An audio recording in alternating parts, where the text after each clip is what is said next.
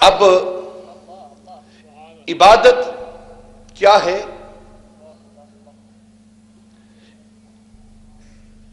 انتہائی خضوع اور تذلل کا نام، اقصی غایت الخضوع و تذلل، اس کا نام عبادت ہے۔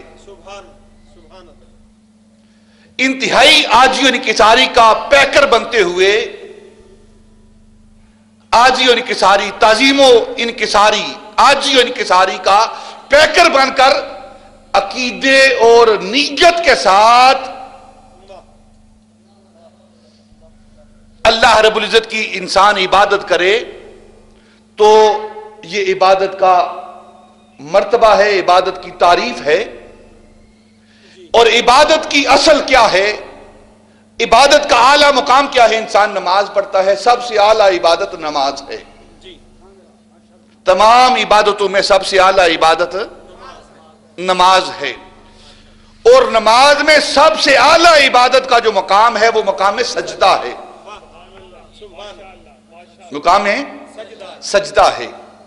جب انسان سجدہ کرتا ہے تو گویا وہ اپنی عاجزی کا، انکساری کا، تذلل کا، خشوع و خضوع کا اس کے انتہا پر پہنچتا ہے کہ دیکھ میرے جسم کے اندر جو سب سے اعلیٰ مقام ہے وہ میرے سر کا ہے، میرے ماتھے کا، میری پیشانی کا ہے، وہ پیشانی میں نے تیری بارگاہ میں رکھ دی ہے۔ یہ اعلیٰ مقام ہے عبادت کا سجدہ۔ جب انسان سجدہ کرتا ہے تو گویا وہ اللہ رب العزت کی عبادت کا اظہار کرتا ہے۔ اب یہاں ایک بات کرتا ہوں، نماز کے اندر صرف سجدہ ہی عبادت ہے یا باقی کی حرکات و سکنات وہ بھی عبادت ہیں؟ مثلا انسان قیام کرتا ہے، ہاتھ باندھتا ہے، کیا یہ بھی عبادت ہے کہ نہیں؟ انسان رکوع کرتا ہے، کیا یہ بھی عبادت ہے کہ نہیں؟ یا صرف سجدہ ہی عبادت ہے؟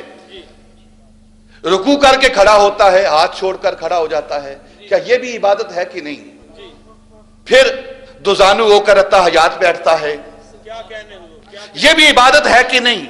یہ بھی عبادت ہے۔ پھر اس نماز سے نکلنے کے لیے وہ سلام پھیرتا ہے، کیا یہ سلام پھیرنا بھی عبادت ہے کہ نہیں؟ مسئلہ سمجھیں، یہ ساری چیزیں عبادت ہیں۔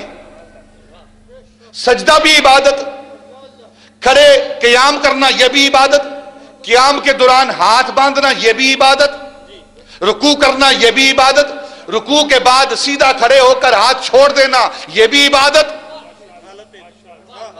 حالت نماز کے اندر یہ ساری عبادتیں ہیں۔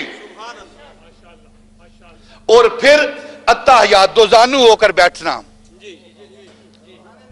دو زانو ہو کر بیٹھنا یہ بھی عبادت ہے، ہاتھ اپنے زانو پر رکھ کر ادب کے ساتھ، تعظیم کے ساتھ بیٹھنا نماز کے اندر یہ بھی عبادت ہے۔ اور پھر سلام پھیرنا دونوں طرف یہ بھی عبادت ہے۔ یہ ساری حرکات و سکنات عبادت ہیں۔ اگر کوئی بیٹا اپنے باپ کے سامنے، کوئی شاگرد اپنے استاد کے سامنے مؤدب طریقے سے دو زانو ہو کر بیٹھتا ہے، بیٹھتے کہ نہیں بیٹھتے؟ شاگرد اپنے استاد کے سامنے دو زانو ہو کر بیٹھتا ہے، اپنے باپ کے سامنے مؤدب تعظیم کے ساتھ دو زانو ہو کر بیٹھتا ہے، اور باپ کی آواز پر وہ اس کی طرف منہ پھیرتا ہے، تو کیا یہ بھی عبادت ہے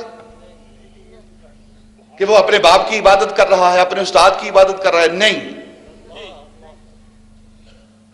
کوئی بھی عقل مند اس کو عبادت نہیں کہے گا، نہ اس باپ کو استاد کو معبود کہے گا۔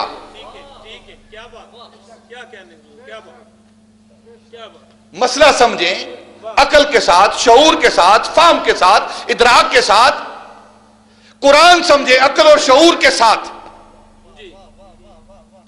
انسان نماز کے اندر کھڑا ہوتا ہے، قیام کرتا ہے، ہاتھ باندھتا ہے، یہ عبادت ہے۔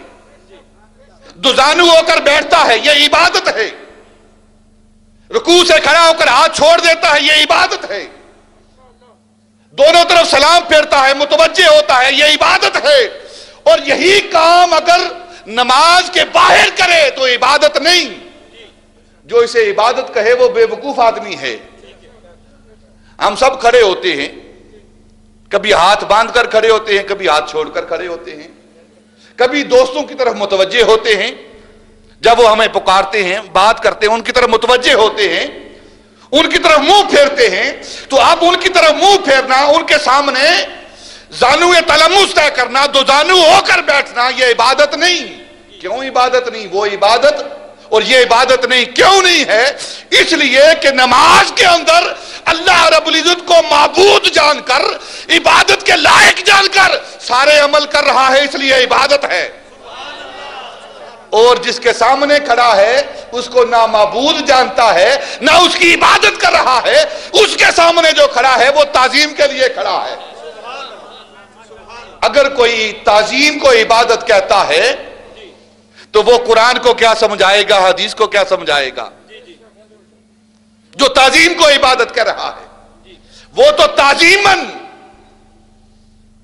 अपने उस्ताद के सामने, अपने बाप के सामने, अपने शेख के सामने, अपने मोहसिन के सामने वो मुअद्दब खड़ा होता है। तो ये उसका खड़ा होना ताजीमन है। कोई भी इस इरादे और नीयत के साथ सामने हाथ बांध कर या हाथ छोड़कर खड़ा नहीं होता। आप दोस्तों के सामने हाथ छोड़कर खड़े होते हैं तो ये भी तो एक इबादत का हिस्सा है। रुकू के बाद खड़े होते हैं, हाथ छोड़कर खड़े होते हैं। तो अगर नमाज के अंदर ये इबादत है और बाहर भी इबादत होनी चाहिए, लेकिन बाहर इबादत नहीं। क्यों नहीं? कि उसका अकीदा ये नहीं, उसकी नीयत ये नहीं कि जिसके सामने वो खड़ा है उसकी इबादत कर रहा है। तो गोया इबादत तब बनती है जब किसी को माबूद जानकर नीयत के साथ उसकी इबादत करे, तब इबादत बनती है। वरना इबादत नहीं, ताजीम बनती है। और ताजीम का हुक्म तो कुरान ने दिया है। ताजीम का हुक्म तो कुरान ने दिया है।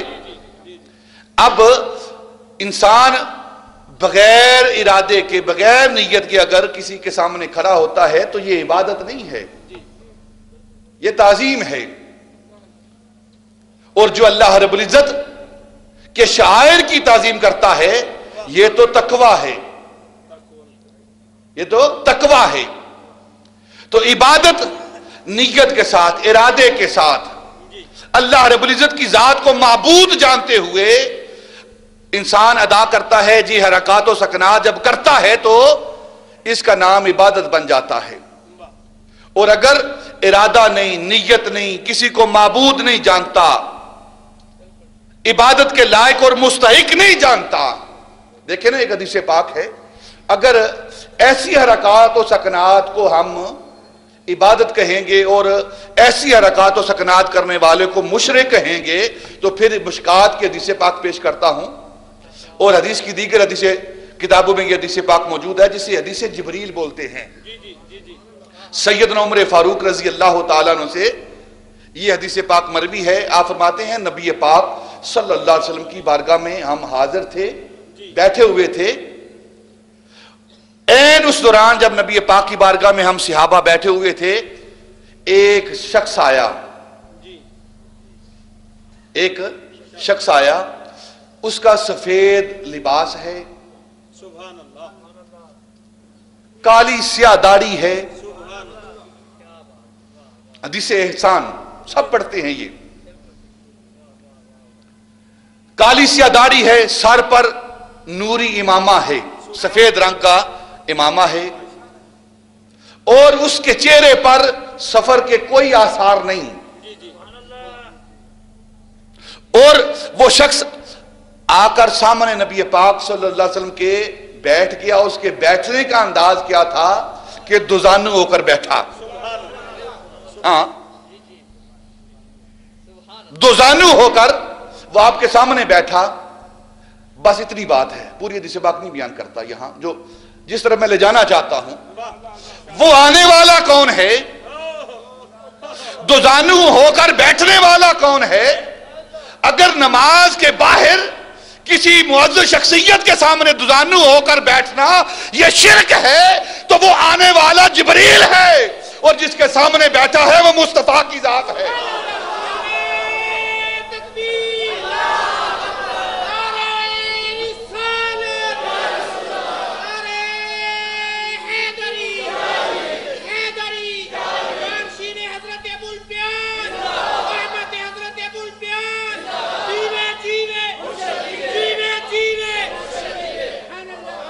تو نماز کے باہر اگر کوئی تعظیماً بیٹھتا ہے، دزانو ہو کر بیٹھنا یہ عبادت نہیں۔ جو اس کو مشرک کہتا ہے وہ دائرہ اسلام سے خود خارج ہو جاتا ہے۔ کیوں؟ اس لیے کہ اس مقام پر آ کر بیٹھنے والا جبریل امین ہے، اور سامنے جو ہستی بیٹھی ہوئی ہے وہ تاجدار مدینہ صلی اللہ علیہ وسلم کی ہستی ہے۔ وہ شرک کی تعلیم دینے کے لیے نہیں، وہ تو تعظیم کی تعلیم دینے کے لیے آئے ہیں۔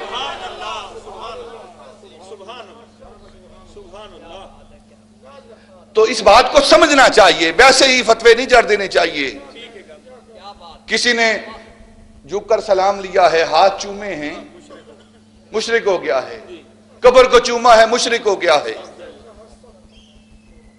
کسی کے سامنے ہاتھ باندھ کر کوئی انسان کھڑا ہوا ہے، مشرک ہو گیا ہے۔ یہ جاہلانہ باتیں ہیں، وہ لوگ کرتے ہیں جو نہ قرآن سے واقف ہیں نہ سنت سے واقف ہیں۔ ٹوٹلی طور پر ان پڑھ جاہل لوگ اس قسم کی باتیں کرتے ہیں جنہیں قرآن و سنت کا کوئی علم نہیں۔ ورنہ آپ روز کھڑے ہوتے ہو جوتا پہننے کے لیے، جھکتے ہو، بچے کو بوسہ دینے کے لیے جھکتے ہو، تو پھر یہ سارے ہی مشرک؟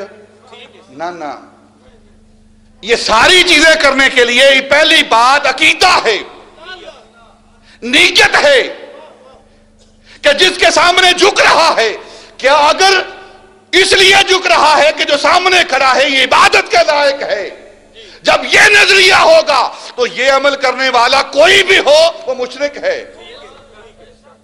جب یہ عقیدہ ہی نہیں تو سارے جھکتے ہیں روز، بیٹے کو چومنے کے لیے، بچوں کو چومنے کے لیے، جوتا پہننے کے لیے، تسمہ باندھنے کے لیے، اپنے دوستوں سے ملاقات کرنے کے لیے ہاتھ چھوڑ کر کھڑے ہوتے ہیں، تو یہ شرک نہیں ہے۔ بات سمجھنی چاہیے، قرآن و سنت کو سمجھنا چاہیے۔